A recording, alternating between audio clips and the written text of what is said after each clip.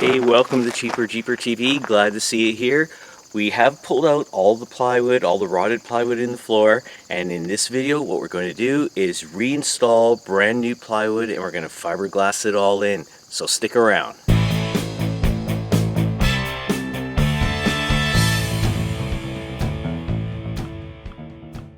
We're still working on the trailer that I plan to tow behind my Jeep. In this episode right here, you saw that we had pulled out all the rotted plywood flooring. It was pretty nasty, and in fact, after that video, I even found some more very rotted wood in the front section of the trailer itself, just in the front curved part, as you can see in these images. It was pretty nasty.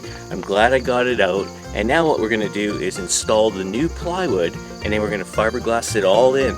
It will be a little difficult to do the camera work while I have my hands all soaked with epoxy and plywood and such, but I'll do my best, and thanks for joining us. Let's get started. So what we have here is the bare bottom layer of the trailer, which is fiberglass with the rotted wood removed, and it's been sanded and cleaned with acetone. Now let's discuss the steps that we're going to take to replace the floor. Now when we take a look at the general shape of the floor, you can see in this image there's the section in front of the main door, and then there's the main floor section. But we want to look at this in profile so we can see the anatomy and the structure of the floor for this type of trailer. You can see, for example, the bottom part of the trailer has an external thick fiberglass layer, and that makes up the entire shell of the trailer. And then on the inside there's an internal thick fiberglass layer, which is the floor, and then sandwiched in between for strength is a layer of plywood.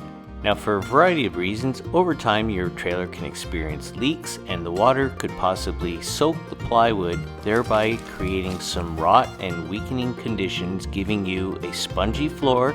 But it is also an unsafe situation in that your floor is not as strong as it was before, and there are actually bolts that go through this floor to secure the trailer to the frame. So wherever you might have rotted floor in your trailer, the first step would be to remove the internal thick fiberglass. After which point you can remove the rotted plywood as we did in the previous video. In this video we will replace it with marine grade plywood. Now, before these sections are joined back together, all mating surfaces are to be sanded and cleaned with acetone to remove any dust and grease. This will help with the bonding of the surfaces. And now here are the steps to bond these surfaces back together. Simply apply some epoxy resin to the bottom of the trailer, and then you wet in your fiberglass cloth. Then you apply epoxy resin to the bottom of your plywood, and then join those all together. So basically we've taken the external thick fiberglass layer and bonded it to the new marine grade plywood using fiberglass reinforced epoxy resin, making it nice, hard, and strong. And now it's time to take the internal thick fiberglass layer, or the floor, and attach it to our new marine grade plywood, which is now solidly epoxied to the floor. We begin by applying epoxy resin to the plywood, after which we wet in our fiberglass cloth. We then apply epoxy to the underside of the internal thick fiberglass layer, or the floor, and then join that to the plywood surface on the floor of the trailer, applying weights to ensure even contact of all the surfaces. So in essence, you started with your external fiberglass layer, where you used fiberglass reinforced epoxy resin to join marine grade plywood, and then another layer of fiberglass reinforced epoxy resin to join to your internal fiberglass layer, or the floor of the trailer.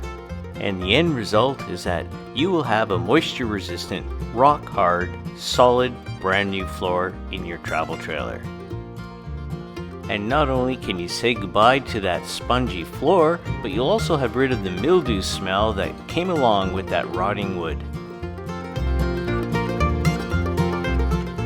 So that's the process in a nutshell, but let's have a look at some of the footage of the job as I was doing it, and I'll share with you some extra tips. For example, make sure to have all the appropriate precautions when working with solvents and epoxy resin. The first thing I made sure to do once I removed the plywood was to use 80 grit sandpaper and make sure that I sanded down the floor as much as I could, as well as use acetone to wipe up any dust or grease from the surface. And there you can see that front curve of the trailer where I noted at the beginning of this video I found more rotted wood and removed, and it's been all cleaned up as well. And those old rusted bolts used to hold the floor to the frame of the trailer, so they'll be replaced as well. The lip to the floor just inside the door of the trailer I noted had some plywood stuck underneath, so I made sure to scrape that out, and I test fitted 1/2 inch sheet of plywood to make sure that it slid right up under there nice and snug. The underside of the fiberglass panels that I took out inside the trailer or the floor also had some plywood stuck underneath, and I had to use my oscillating tool to clean those off as well. You know, I think I could have made a video just on watching this. A final sanding and wipe down with acetone, and these panels were ready for the installation as well. The next step was to measure the floor area to determine what size pieces of marine grade plywood I would use. After getting some rough shapes measured, I drew them up on SketchUp and then transferred them onto a 4x8 sheet of marine grade plywood, after which I test measured them on the floor of the trailer.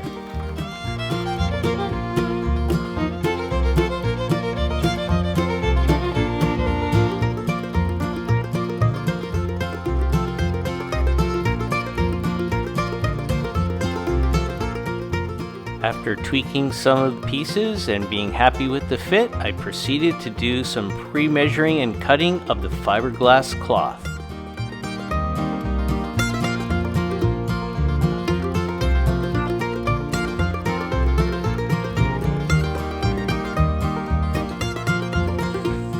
Here's a little tip. Before pouring your epoxy onto the floor, make sure you put some tape over the bolt holes, or you may epoxy your trailer to the frame. Well, I guess we're ready to start mixing some epoxy. I use the West system of epoxy resin. It's a very popular brand used in the marine industry, and in fact some of the direction I got about using epoxy and the cloth to help bond the surfaces is similar to the process that they use for transoms in boats, where the wood floor in the trailer between the fiberglass layers is like the wooden core of a transom between the fiberglass layers. This is a brand that I had seen highly recommended, but you could choose whichever brand of resin you like, but make sure you follow the manufacturer's specifications. The West system also has available these pumps that distribute the appropriate amount of resin in proportion to the appropriate amount of hardener. I also chose the 206 slow curing hardener, which gives me about 20 minutes working time. Once you've got the desired volume of the resin and hardener pumped into your container, make sure you mix them together very well, and once that's done, you're ready to start using the resin. I also purchased some hardener because there's the vertical surface that I want to apply the resin, and if I didn't have the hardener, it would easily just drip off the surface. By applying some hardener, it makes it a little thicker and sticks to the vertical surface near the front curve of the trailer. I decided to do the front curve of the floor in the trailer first. So you see here that I'm pouring epoxy onto the roller and using the roller to spread the epoxy onto the fiberglass.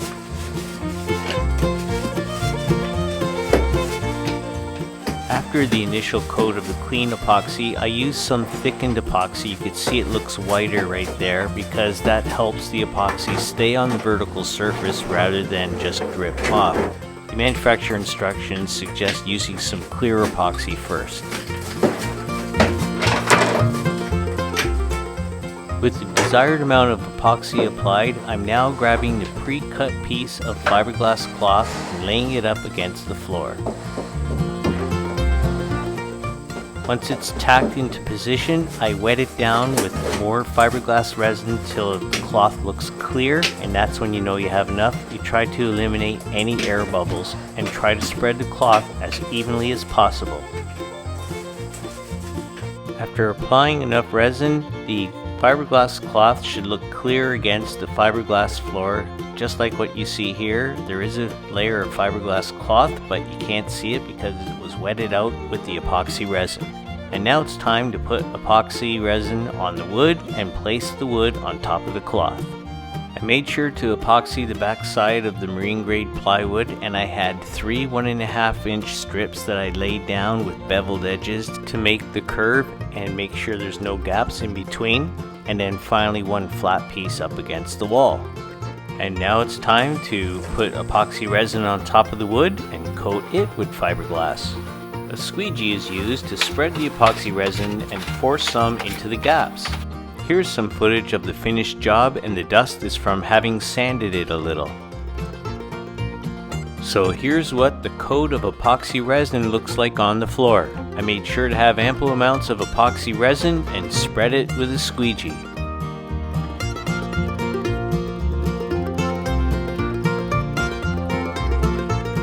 And without wasting any time, I grabbed a pre-cut fiberglass cloth and spread it out on top of the epoxy resin, nice and even.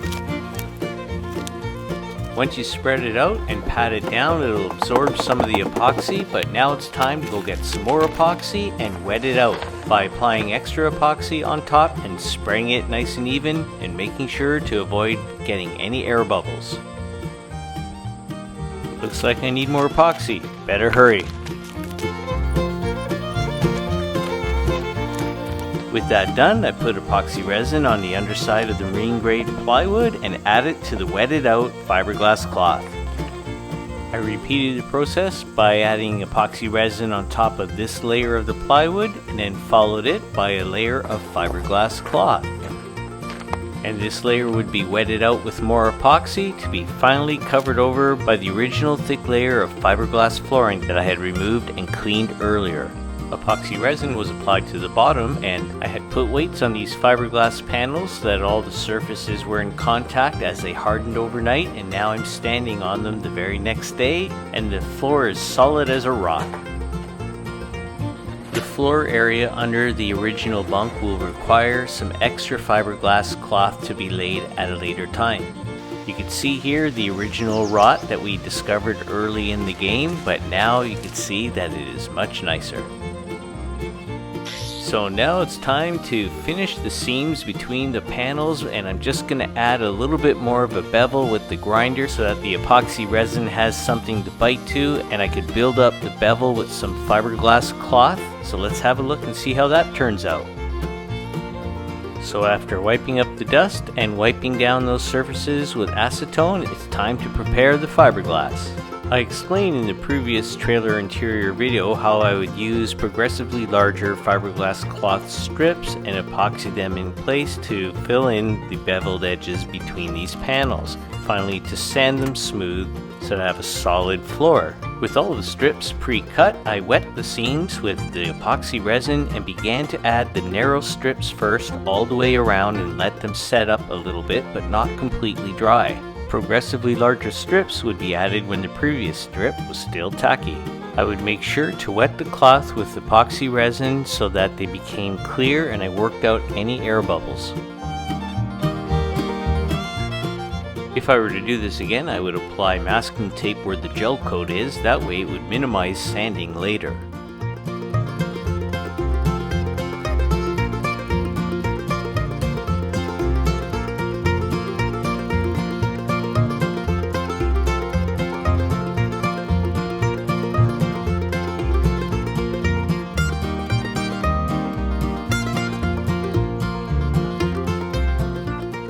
So the next morning I went to check out my handiwork and I was super happy to see how solid those seams were, and I thought that they didn't look too bad in terms of being filled in. I think a little bit of sanding, maybe a bit of filler, and it will be underneath a vinyl plank floor, so it doesn't have to be perfect, but I'm really happy with how it's turned out. Those seams are solid and that floor is rock hard. That was a messy job, and I don't have a lot of experience working with fiberglass, but I think I did it right. It's very, very solid. I'm really happy with how it's turned out, And if you have experience working with fiberglass and you want to share some tips, please feel free to put them in the comment section below, because I know the viewers will find them helpful. And in terms of the finishing work that I have to do some sanding, maybe some filling and painting. I have to do some finishing work here on the belly band. And if you want to see that, make sure you hit the subscribe button and the alert bell so you'll be notified when those videos come out. So for those of you who have hung in there this far with the video and may possibly be thinking of doing something like this with their trailer, here's some money saving tips. Now for some cheaper Jeeper tips. In this week's tip segment, I just want to give you a tip on purchasing epoxy resin. For example, as I purchased the West System epoxy resin.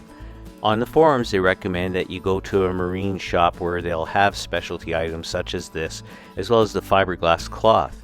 What I found, and it does depend on where you go, the marinas may charge a premium. For example, here's the price of the 206 hardener at a marina. And then in contrast, here is the price of the same 206 hardener that I was able to purchase at Home Hardware. So you can see the price difference is significant. Now the same thing also occurred for the epoxy resin, as well as the pump system that the 105 system offers for the dispensing of their epoxy and their hardener. So I'd encourage you to definitely check out your local box stores before you go and check out a marina. I'll also have links to the similar products as found on Amazon. Also, be prepared to use old clothes, because once you get epoxy on them, you're throwing them out. And now for subscribers' tips. So for this week's subscriber tip, it stems from the subscriber tip made in last week's video. Hey Cheaper Jeeper TV, regarding the viewer tip, yes, great to have jumper cables or a booster pack, but make sure you don't store those in the underfloor bin in the back, as that is not accessible if you lose all power with locked doors, at least for JLs that don't have the keyhole in the tailgate. Hey David, thank you so much for that tip. In fact, I had no idea that there were actual JLs out there that didn't have a keyhole in the tailgate. I thought maybe mine wouldn't since I have power locks, so I actually went out and double checked, and there it was, there was a keyhole. So I went to the Google and checked out some forums and learned that halfway through 2020, some models of the Jeep Wrangler came without the keyhole in the tailgate. Perhaps models with keyless entry and power locks. Nonetheless, a fantastic tip, and even though I have the keyhole, I'm going to keep my booster underneath the front seat. So thank you very much, David, for your tip, and if any of you out there have tips that you'd like to share, please feel free to put them in the comments section below, as they may make it in a future episode. Thank you very much. And that's it for this week's episode of Cheaper Jeeper TV. Thank you so much for watching. If you found it interesting, please feel free to give it a thumbs up. And until the next time, I'm Dino for Cheaper Jeeper TV. Be well, stay safe, take care.